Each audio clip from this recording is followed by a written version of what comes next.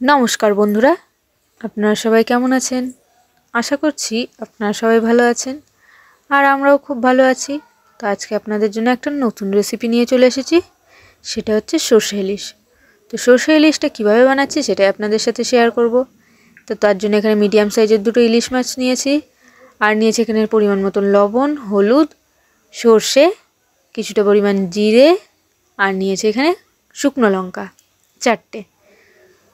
তো এবার কিভাবে বানাচ্ছি, কি করছি আপনারা দেখতে থাকুন।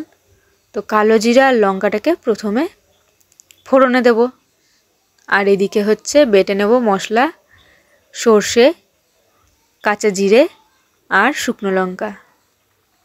এটা ভালোভাবে বেটে নেব শিলনোড়াতে। তো তারপরে রান্নাটা শুরু করব। দেখুন এদিকে মশলাটাও রেডি হয়ে গেছে আর মাছগুলোকেও ভালোভাবে ধুয়ে পরিষ্কার করে নিয়েছিলাম। তো তারপরে এখানে হলুদ আর লবণ দিয়ে ভালোভাবে ইলিশটাকে ম্যারিনেট করে নেব। ম্যারিনেট করে নেওয়ার পরে এখানে একটা প্যান নিয়েছি, প্যানটাকে ভালোভাবে গরম হতে দেব। যখন প্যানটা ভালোভাবে গরম হয়ে যাবে তখন তাতে পরিমাণ মতন তেল দিয়ে দেব। তেলটাও যখন ভালোভাবে গরম হয়ে যাচ্ছে তারপরে এখানে আস্তে আস্তে মাছগুলোকে ভেজে নেব। ইলিশ মাছ কিন্তু খুব একটা ভাজলে ভালো লাগে না, সেই জন্য একদম হালকা করে ভেজে নেব। তো দেখুন এক এক করে মাছগুলো দিয়ে ভেজে তুলে রাখবো।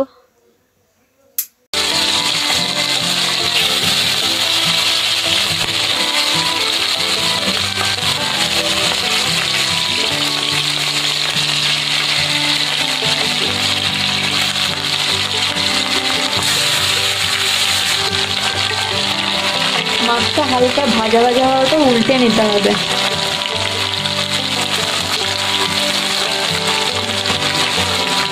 মাছটা ভাজা হয়ে গেছে, এবার আমরা তুলে নিচ্ছি মাছটা।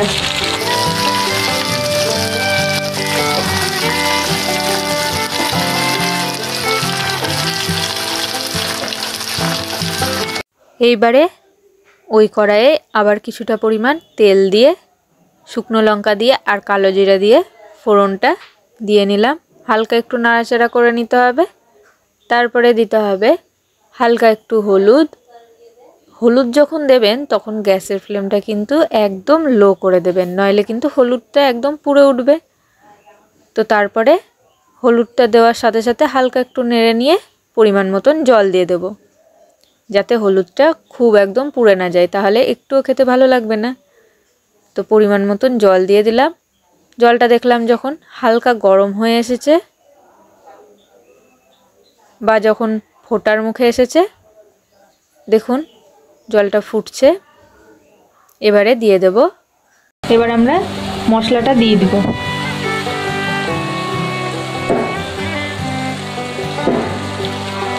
মশলাটা দিয়ে একটু হালকা নাড়াচাড়া করে নিতে হবে।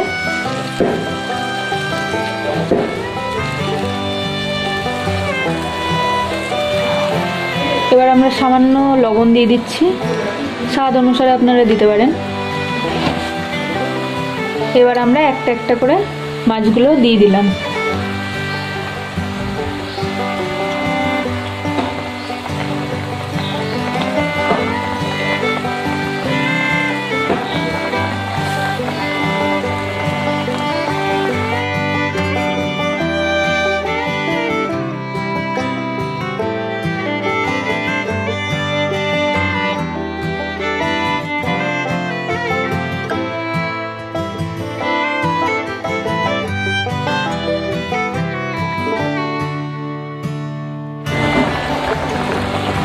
এইভাবে 10 মিনিট ধরে ফুটাতে হবে।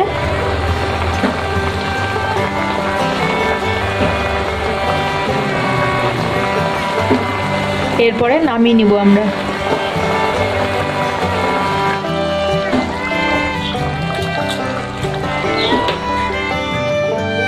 এবারে তৈরি আমাদের সর্ষে ইলিশ।